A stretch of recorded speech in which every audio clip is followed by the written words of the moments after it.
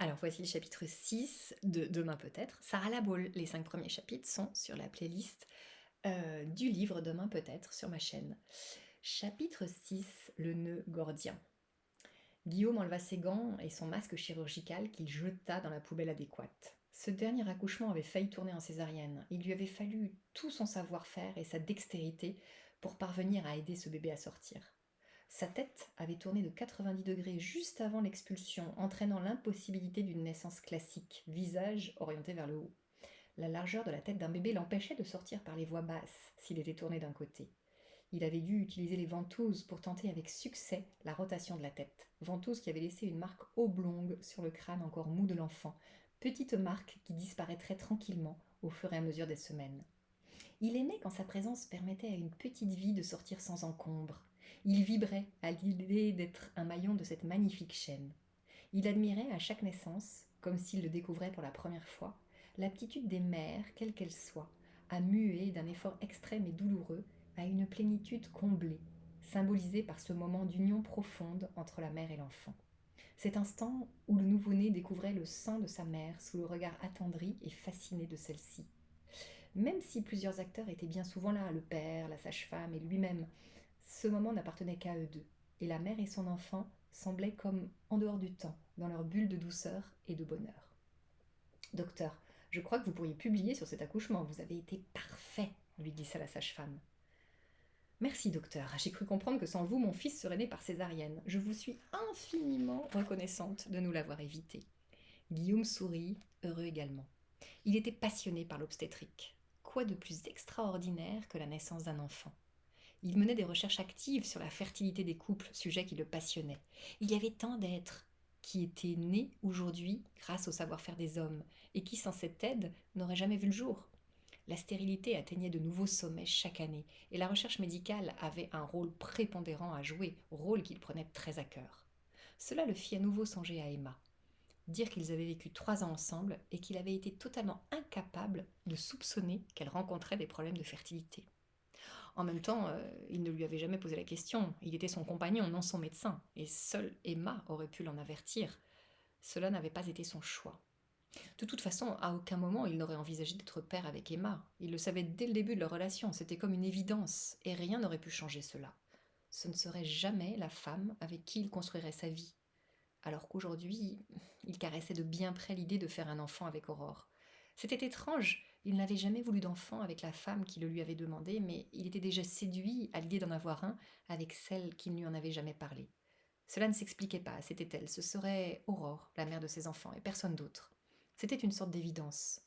Quand elle le désirerait, il savait déjà qu'il dirait oui. En attendant, c'était avec Emma qu'il avait rendez-vous à quelques centaines de mètres de Bichat pour leur offrir davantage de discrétion. Il passa aux toilettes de l'hôpital, lava ses mains avec précaution et se les passa encore humides dans ses cheveux pour les recoiffer. Il savait qu'Aurore adorait cela, qu'elle le trouvait craquant ainsi, très playboy. Il sourit en pensant à elle. Parviendrait-elle à décrocher le marché avec le client qu'elle ambitionnait? Il était le premier admirateur de son extraordinaire créativité et il la trouvait extrêmement douée. Elle était allée contre l'avis de sa famille en s'engageant dans la voie du design d'intérieur et seule sa conviction profonde l'avait conduite à persévérer dans cette voie, cette vocation où bien peu parvenaient à tirer leur épingle du jeu. Elle avait un talent fou et des idées permanentes voyaient le jour dans son esprit. Il rêvait à Aurore de jouer avec lui une partie de duel et de bondir brutalement du tapis où elle s'était étendue avec beaucoup de grâce pour attraper un papier, un crayon et noter au vol l'idée d'aménagement qui venait de la traverser. Il avait vu plusieurs de ses réalisations qu'il admirait, mais vivait avec bonheur dans l'une d'entre elles, la plus petite certainement, mais la plus charmante, l'appartement d'Aurore. Ils auraient pu depuis longtemps déménager, mais elle avait fait de cet endroit un tel nid de charme et de bien-être qu'ils y étaient parfaitement bien, malgré la petitesse des lieux. Il se dit aussi que leur entente était si extraordinaire qu'elle permettait certainement de préserver une harmonie merveilleuse malgré la promiscuité. Pourvu qu'elle décroche ce contrat. Il avait vu ses esquisses qui amenaient une formidable touche de modernité dans ce vieil immeuble du boulevard d'Haussmann. Le commanditaire serait fou de choisir quelqu'un d'autre. Il était impatient d'être à ce soir pour savoir ce qu'il en était. Il était si fier d'elle. Il était persuadé qu'un brillant avenir l'attendait. Guillaume ôta sa blouse, la suspendit au vestiaire et se dirigea vers la grande sortie de l'hôpital. En approchant du marché aux puces de Saint-Ouen, où Emma avait choisi de manger, il se sentait contrarié. Ce n'était pas avec cette femme qu'il avait envie de partager ce repas, mais bien avec la sienne. Vivement qu'il ait réglé cette histoire et qu'il n'entende plus jamais parler. Emma avait su le toucher l'autre jour, mais décidément, ce n'était pas sa partie de l'aider à avoir un enfant. Ou alors de la façon la plus médicale qu'il soit, en la traitant comme une autre patiente. Il l'aperçut de loin, déjà attablée. Son pied battait une mesure inaudible et l'inquiétude devait l'étreindre, comme ce petit geste en témoignait. Lorsqu'elle l'aperçut, elle bondit de sa chaise, plaqua un très grand sourire sur son visage extrêmement maquillé et s'approcha de lui pour l'embrasser sur sa joue, un rien trop longuement. J'ai cru que tu allais me poser un lapin, je commençais à m'inquiéter. Pardonne-moi Emma, mais tu connais mon métier. Les bébés ne cessent pas de naître à midi ou à 18h et celui-là a joué un peu avec nos nerfs. Je sais Guillaume, je me souviens. Une petite moue serra ses lèvres, comme un regret. Mais il avait dû se tromper. Je suis un peu tendue, j'aimerais savoir si tu as pu réfléchir à ce que je t'ai demandé. Oui, bien sûr, Emma, j'y ai réfléchi, c'est une évidence. Je ne vais pas accepter, Emma, je suis navrée. Elle plissa encore davantage ses lèvres, qui ne formaient plus qu'un infime trait rouge qui barrait son visage. Te connaissant, j'imagine qu'il est inutile que je déploie mes arguments. Tu l'as déjà fait, et crois-moi, j'y ai réfléchi. J'aime Aurore et je ne me vois tout simplement pas lui faire ça, même si elle n'en saura jamais rien. C'est avec elle que je désire un enfant. Un grand silence s'installa. Emma savait que les mots suivants la feraient détester de l'homme qu'elle aimait. Mais il lui permettrait d'obtenir un enfant de lui. C'était certainement le seul atout qui lui restait dans son jeu. De toute façon, la grande bataille était déjà perdue. Guillaume, tu le sais, je vais toujours au bout de mes projets, et je n'ai pas d'autre option. Je veux que tu sois le père de mon enfant, sans toutefois t'engager à quoi que ce soit derrière, je te renouvelle ma promesse. Je suis prête à tout pour cela. Ce combat est beaucoup trop important pour moi. Et je n'irai pas marier mon ovule avec n'importe quel gène, c'est le tien que je veux. Alors voilà, soit tu acceptes maintenant, soit je te contrains à le faire. Mais qu'est-ce qui t'arrive, Emma? Rien de particulier. Tu connais certainement mieux que moi la rage de celles qui sont prêtes à tout pour être mère dans ton service. Eh bien, j'ai cette même rage pour avoir un enfant de toi, certainement mon seul enfant au vu de mon endométriose. Mais que comptes-tu faire pour m'y contraindre? Discréditer définitivement Aurore professionnellement Discréditer définitivement Aurore professionnellement grâce à mon journal. Après mon article, plus personne ne lui demandera d'esquisser même l'ombre d'un projet. Enfin, uniquement si tu refuses. Mais c'est du chantage.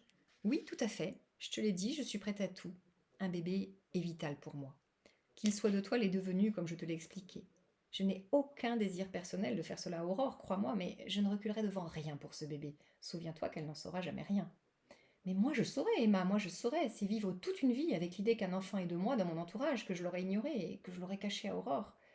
Libère-toi de ce poids. En t'imaginant donneur de sperme anonyme, ce serait la même chose, sauf que l'enfant ne serait pas dans ton entourage.